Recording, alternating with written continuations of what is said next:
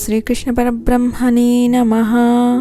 శ్రీమద్భగవద్గీత విభూతి యోగము దశమాధ్యాయ ఫలము. కాశీపట్టణంన ధీరబుద్ధి అను బ్రాహ్మణుడు ఉండెను.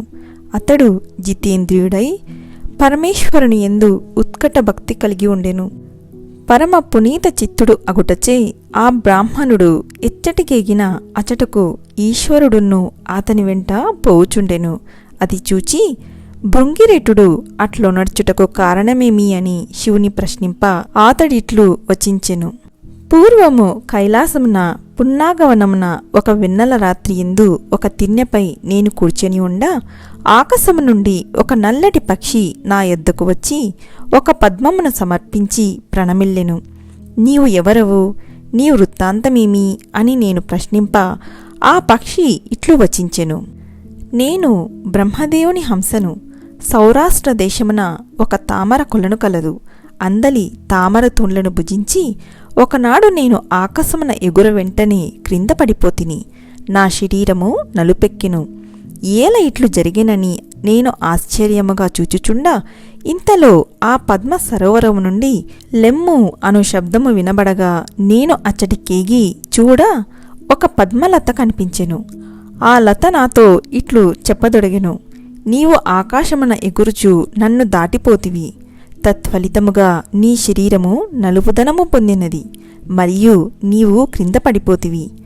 నా ముఖగంధమును ఆగ్రానించుటచే 20,000 తుమ్మెదలు ఇప్పుడే దివ్యరూపమును పొంది స్వర్గమునకు ఎగినవి. ఈ నా ప్రభావమునకు కారణమేమనగా పూర్వము నేనొక బ్రాహ్మణ బాలికను. నా పేరు సరోజవదన.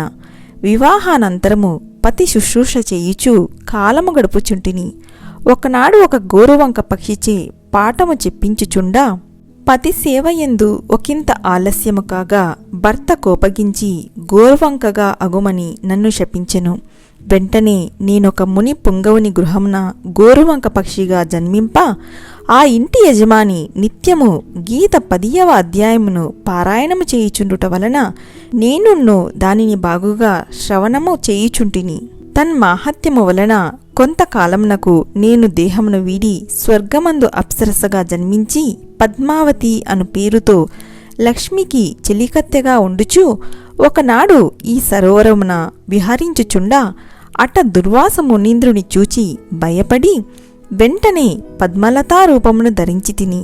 అది చూచి అతడు లతారూపమునందే 100 వత్సరములు ఉండులాగున నన్ను శపించెను. ఇప్పుడు నీకును నాకును శాపావధి సమీపించినది.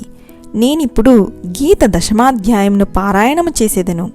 నీవున్ను శ్రవణము చేయుము అని పలికి ఆ పద్మలత గీత 10వ అధ్యాయమును స్మరించి ముక్తిని బడిసెను.